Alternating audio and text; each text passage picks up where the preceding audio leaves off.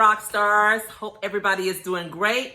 I invite you to take this journey with me as we talk about what I call the LACE principle, the LACE principle. Now, before I start that, I would like for you to know a little bit about my background and who I am and why I've come up with this concept to help you on this journey called life.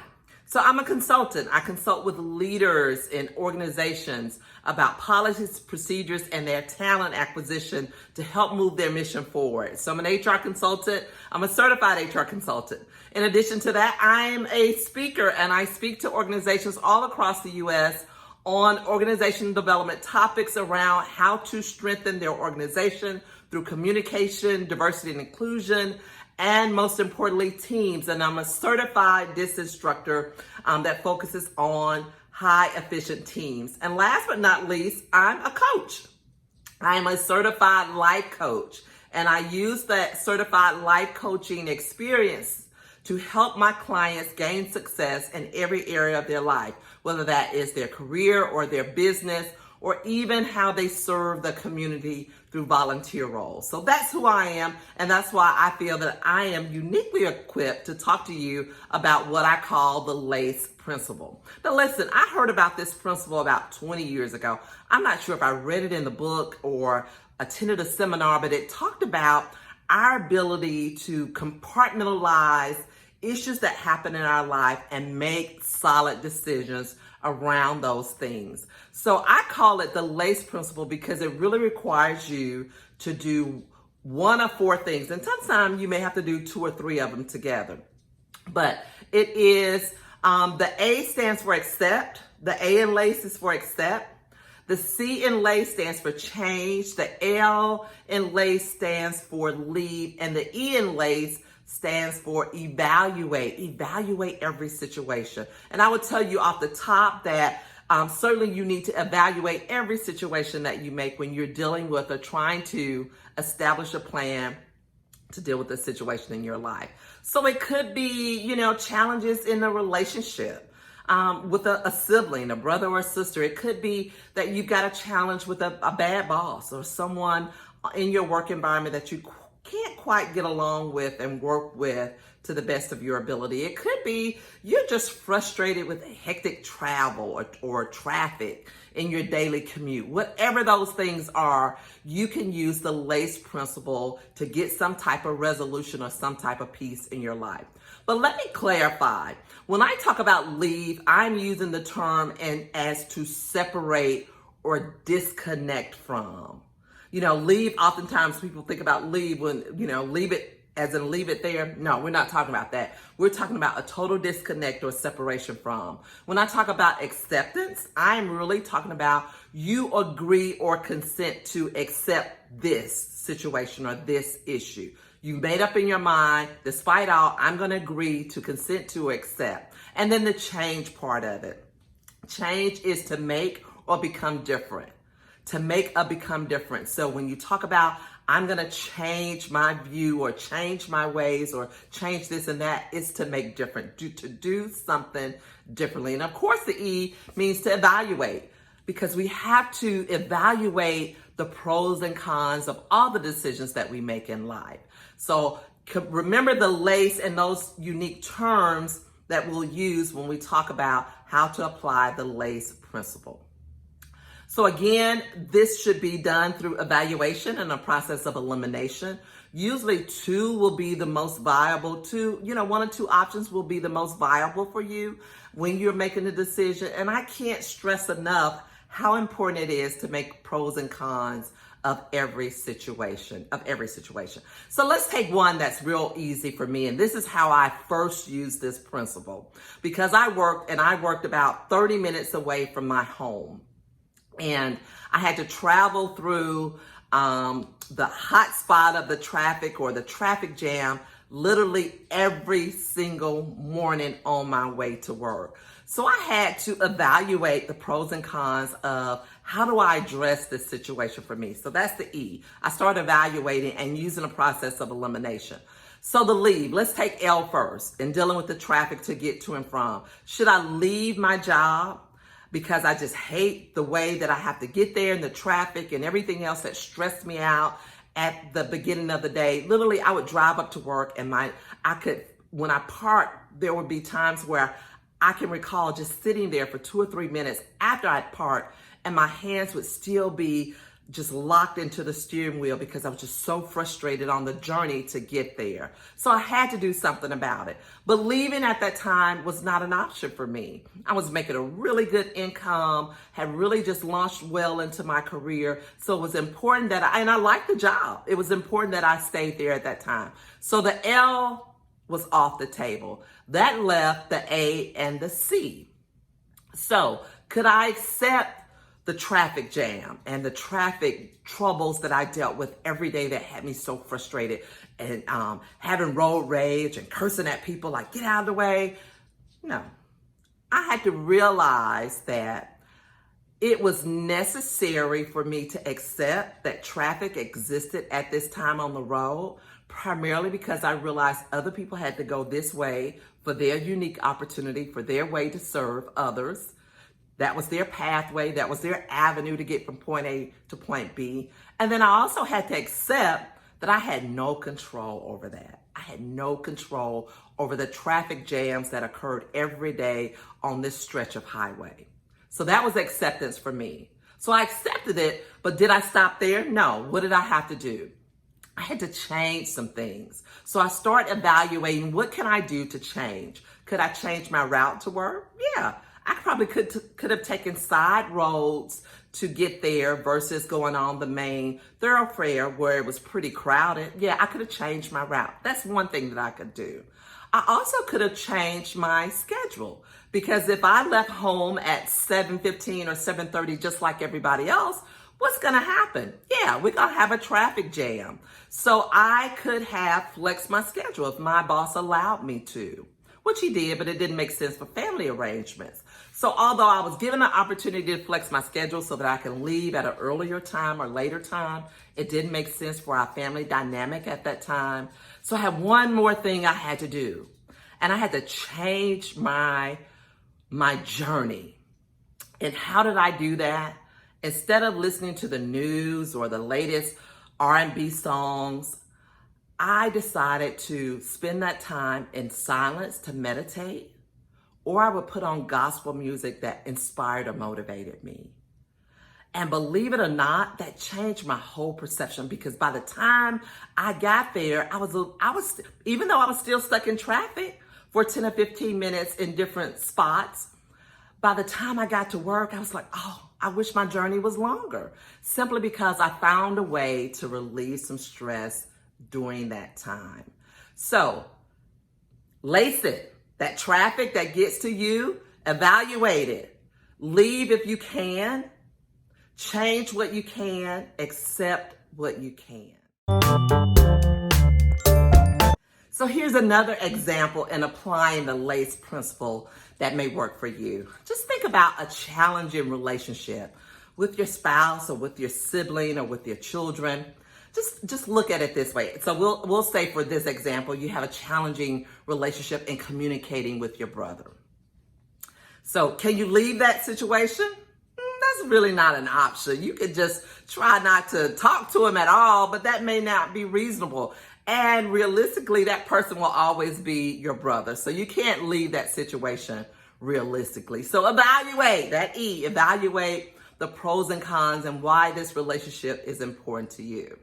And so think about accepting. You may have to accept. So if the challenge is how you all communicate, and every time you communicate, there seems to be a blow up and the situation gets way out of control. So you may have to accept the fact that your brother may not be a great communicator. I'm not talking about my brother Melvin, but I'm talking about some of y'all brothers. So your brother may not be a great communicator.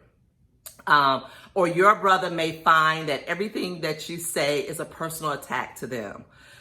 You just have to accept the fact that that is how they think. That is how they think. That is how they respond. That doesn't mean it's right, but you just have to be realistic about, this is what I'm working with. So that's where the acceptance takes place. And then the change. How do you change? Because one thing we know for sure, you can't change people. You cannot change people. particularly people's behavior. You can manage around that. So what do you do to implement the C in the LACE principle to change? Maybe you change the words that you say. Maybe you realize in your relationship and communicating to others and those that you love that there are certain trigger words that get them and sets them off. So you change using those words. Could it be that you minimize the frequency that you communicate? So you communicate less so that it makes the times that you communicate more impactful. Could it be that you change the method in which you communicate? If you notice that you get upset by phone, it may work that you share information via email or text message so that the message still gets across. Or maybe you change the environment. So if you notice that the conversations get heated with your child, with your spouse, with your sibling, when it's a one-on-one situation, maybe have those conversations with other people around so that there are other people in the environment who can almost help mediate that situation if it starts getting out of hand. So you can easily use the LACE principle when you're evaluating challenging relationships so that you just don't stay stuck in that field of frustration, those things that frustrate you that you can't get rid of totally, you just can't leave that situation, but how do you manage within them? So here's the last scenario that I'll share with you in applying the LACE principle. And just say you've got a bad boss, a boss that you just don't like, you don't think they value your skills and your talents. It's just tough to communicate with them. What do you do? So let me start off with accept. I say that I never advise anyone to stay in a bad situation and accept it for what it is, because I think that life is too short to be in relationships, including work relationships, with those who don't value who we are and what we do. So your acceptance may be, I accept that this is how this is. I accept that I am going to have to make some significant changes or leave out of this situation, but I'm going to stay in it temporarily. So that's the acceptance piece. I know that I've got to deal with some things until I can cross this bridge to what else is next for me. So that is where that E comes in evaluating the pros and cons of what you do. Because let's be real, oftentimes your financial stability is tied to that place of work. And that place of work and your enjoyment, as surveys have shown us, is tied to how well you like your boss. Because most people don't leave employers, they leave their bad boss that they don't get along with. So leave. Is there an option to leave? Maybe you have a skill set that is in high demand and it's easy for you to find another job. So leaving, although you may have a list of other great things, but if you know that boss is not going anywhere and that has been their trend in how they manage people, how they deal with people, how they communicate with others, and you're just one of the other ones, it's not necessarily directed toward you, that person's not going to change, it may be time for you to leave. So I would advise you to do like LeBron James and take your talents to South Beach or somewhere else where they can be appreciated. Now, it may be that you leave the organization, or it could be if you're in a large enough organization that you truly love, you can leave and take your skills to another department or another area where you don't have to work directly with that person. So leaving may be an option for you if you've evaluated it that way, using that E in LACE. But the C in LACE for dealing with a bad boss around change could be, what is your in the meantime plan? When I coach clients who are really frustrated with their work environment and are ready for a change, the first thing that I do is help them establish an in the meantime plan. What am I going to do in the meantime? Whether my in the meantime is 6 weeks or 6 months, what am I going to do to make sure I can stay sane during this time to make some calculated decisions for my career? So establish your in the meantime plan. That could be not only your plan of action, but it could be girded up with affirmations that you tell yourself every day, particularly if you have a boss that doesn't value your skills and talents. You have to remind yourself, I am valuable, I am talented, I am successful, I am a rock star. Tell yourself that not just every day, but several times throughout the day. So affirmations to reaffirm who you are. Go in prayer. As I mentioned about that traffic situation, that was tough for me. I would sit there and pray, but Lord, I know that you got me here for a reason, but trying to get through this traffic is challenging. Prayer helps. So if you've got a prayer life, make sure you're very specific about what those challenges are and pray to give yourself some strength through dealing with your transition in the meantime because you got a bad boss. Find a way to work on special projects. That may be a way to remove you from your boss and your environment temporarily if there's special projects that are going on in your work environment that you can be a part of. Find a way if communication is the biggest challenge that you have around your boss and them being what you would label as a bad boss, then try to make sure that there's a witness around or someone around when you're communicating with that person. I would also say try to make sure that any communication, particularly directives or orders or even disagreements, are in writing. So email works well. Just make sure you're capturing those emails and also that you're documenting that situation. And then last but not least, if you work for an organization that's large enough to have an HR department, or if it's small enough just to have someone who help manage employee relations issues, that you go to them early on and say, here's a problem that I have. I want to make you aware of it. I'm going to implement some things to help me navigate through this situation. So I don't necessarily need you to act on my behalf at this time, but I do want to make you aware of it. Here's what that will do. Because oftentimes when a manager and an employee is having conflict, the manager may one up the employee and start a progressive discipline process because they know they want to separate that person out from their organization under their responsibility. So they may be ahead of you in putting together their reason why, and while you're sitting there hoping for the best. So you need to establish your strategy as well. And that puts HR or other leadership on notice that you're having a problem, that you're not just coming to complain, but you're actually bringing forth some things that can help mitigate that situation. So you want to do those things. So here's a few reminders real quick. You know, when we accept, here's what you need to do when you accept any situation. If you agree that acceptance is the right lace principle for you in a situation, once you accept it, don't complain about the situation. Don't complain if you have agreed to accept that. Even if you're communicating with a spouse or a family member or someone else, if you agree that you all are going to agree to disagree, and then move on from that. The worst thing that you can do is continue to bring up those situations. In change, realize that you cannot change people. And even if they promise to change for you, realize that it may not be sincere and that change that you see is only temporary. So you're going to go through this evaluation process again and again as those things come up. Just be truthful and realistic about that. You cannot change people.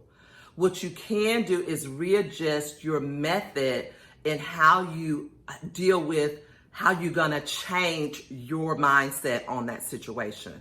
So it may be that you've agreed that part of your change will be this, but as the situation continues to deteriorate or get better, you may have to change your method along the way. That doesn't mean that you don't trust people and you lose trust and respect for them, but you're agile enough to make the changes that are necessary to make that situation work. And then leave. That is the area that requires the most of the evaluation process. It's easy for someone, I remember talking to people, particularly women who are in a battered relationship, and oftentimes people on the outside will look and say, well, you just need to leave, you just need to leave, or even situations with a bad boss, a bad working relationship, you just need to leave. My advice is, unless your life is totally at risk at that moment, you need to make some calculated decisions before you leave a situation, a place, or a person that will impact your health and wellness and your financial well-being. So I hope those things have been helpful for you in applying the LACE principle. It has worked for me. It does not work 100% unless you put 100% into it, and you really have to be willing to lessen sometimes your expectations of others for it to work. Oftentimes we are disappointed in people, and I learned this a long time ago too. We're disappointed in people because they don't rise to the level of our expectations. And that's why we get frustrated with our children, with our significant others, with our coworkers. They don't rise to the level of our expectation. And it doesn't mean necessarily that they're mediocre. It means that our standards may be higher in a particular area than theirs may be. But when you use the LACE principle, I promise you, it will help you gain a lot of clarity in your relationships and situations and challenges that happen in your life. And it'll also help you get some resolution so that you don't get stuck and you're frustrated and mad about a situation, but it gives you that bridge that you need, clears that pathway for you to move forward. All right, that's all I got for you right now. Again, this is your girl, Melva Tate, your success coach.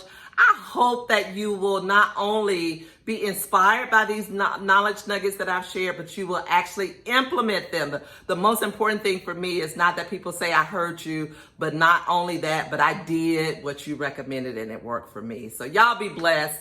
Take care.